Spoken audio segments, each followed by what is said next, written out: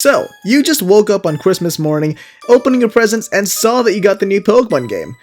Or you just went out and bought a copy for yourself. Now that you have the game though, you're going online and looking for some tips to help yourself get started and end up right here. With that said, I wanted to give you guys some tips on how you can start your adventure in Pokemon Brilliant Diamond and Shining Pearl, being a pretty decent Pokemon player myself. So, let's get right into it. Number 5. Balancing your team. Now, of course, first and foremost, I'd recommend you catch and actually level up any Pokemon you want, favorites or otherwise. But for the players who are actually wondering how to best make it through the game, this tip is just for you. What does it mean to make a balanced team, you ask? I mean, knowing what common type weaknesses you have and catching other Pokemon to cover them. Say for example you want to add a flying type Pokemon to your team. Since it's weak to electric, ice, and rock types, you should add a ground type Pokemon to your team since 1. It's completely immune to the electric type, and 2. It resists the rock type. Now granted, it's not going to help you with that ice type weakness, but that's why you have 6 slots on the team, dummy. You have other Pokemon that you can fill with those slots. By having a Pokemon cover for another's weaknesses, you will eventually end up with little to no weaknesses across your entire party. And actually, this is pretty easy to do in BDSP since experience share is always on, so you can always try out different Pokemon and see how you like them. This may seem like common sense, but you should apply it more to how you build your teams if you're getting bored of constantly adding the same Pokemon that you always do, and try out some others. Who knows, you may even come to like some of them that you never knew you would. Number 4. Go underground. This one is a pretty general tip that everyone can use since it helps every player. After reaching Eterna City, in the house next to the Pokemon Center, there's a man who will give you the Explorer Kit. This will be your key to success. You wouldn't believe the amount of stuff that you can find down there. From evolution stones to fossils, there is no shortage of the value you can find down there. Got a Pokemon that evolves with an evolutionary stone like Pikachu, Murkrow, or Azalea?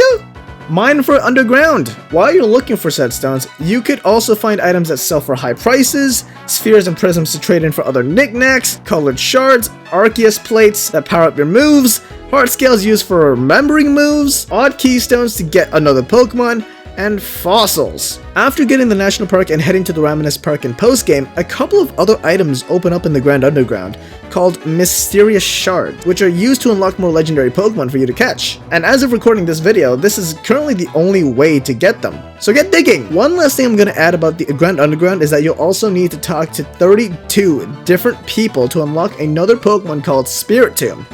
Now, I would explain how to do that, if I could, but instead I'll link a video that can better explain it, that you can watch after this video, at the top of the description just below the like button. Number 3. Buy different Pokeballs. This may be the most obvious thing to most players, but honestly, I don't know about you guys, but when I was younger, I just looked at the Ultra Ball and thought, that's the best Pokeball besides the Master Ball! But I was so wrong.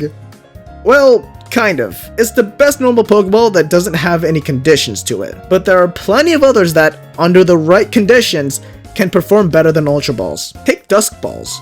They work better in caves or at nighttime. You probably don't think that they work better than something called the Ultra Ball, but actually, they do. In case you don't know, every Pokemon has a base catch rate, and what an Ultra Ball does is double those odds of catching that Pokemon. You might think that's really good, and it would be if these conditional Pokeballs didn't exist. 2 times catch rate will pale in comparison to these ones. Using the example of Dusk Balls, when you encounter Pokemon in a cave or at nighttime, the odds of you catching them will increase by 3-fold. 3 times the Pokemon's base catch rate. That's not all. There's another ball called the Timer Ball, and its effect is met depending on the number of turns that have passed during that battle. No need for time of day or anything like that. After 10 turns, this effect is maxed out, and your catch rate is multiplied by 4. And that's probably the best multiplier you're going to get over a long-term battle.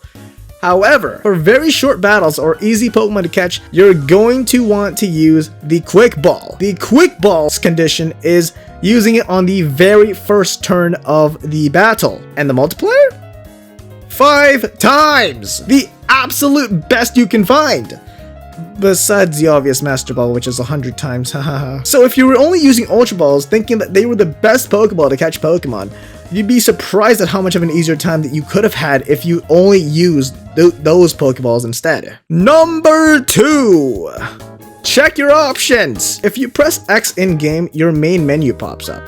And in there, you'll find your options menu. This is something I'd recommend you do immediately after starting up your save file. Open it up and you'll see numerous settings for things like text speed, battle style, battle effects, or the animations of a move, and stuff like that. What I like to do is turn on fast text first, change my text box frame, and autosave off. Now, the first two are pretty much standard for any Pokemon game, if you've played any before, but in the more recent games, autosave was added as a feature. I'm not that much of a fan of it, to be honest. Autosave might sound like a nice feature because it completely removes the need for you to remember to save your game. And yeah, when I put it like that, it does sound nice. But let me give you some scenarios here. What if you were to catch a legendary Pokemon and not be able to catch it the first time and want another attempt at it?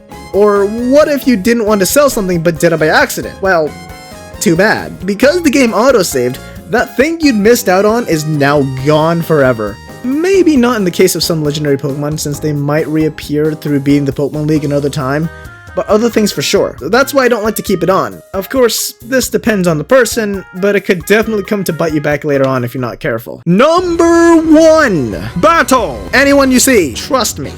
Even though the game has a global experience share mechanic, you might think that you would be over-leveled, making the game way too easy. That is so not the case in this game. While it may be true in previous entries, in these games, you are going to have a miserable time by the end of the Pokemon League if you try to skip trainers during the main adventure. The level scaling of the Elite Four is ridiculously far apart, going from level 53 of the first Elite Four member to level 66 of the champion. If you want to even have a chance of winning, you're going to fight most, if not every trainer you see. The levels may seem inconsistent or low by the middle of the story, but don't let that fool you. There will be some points in the game where the opponent's levels just spike up, and that's where you'll see the benefit of battling everyone. Plus, it's not just levels that you get out of doing that.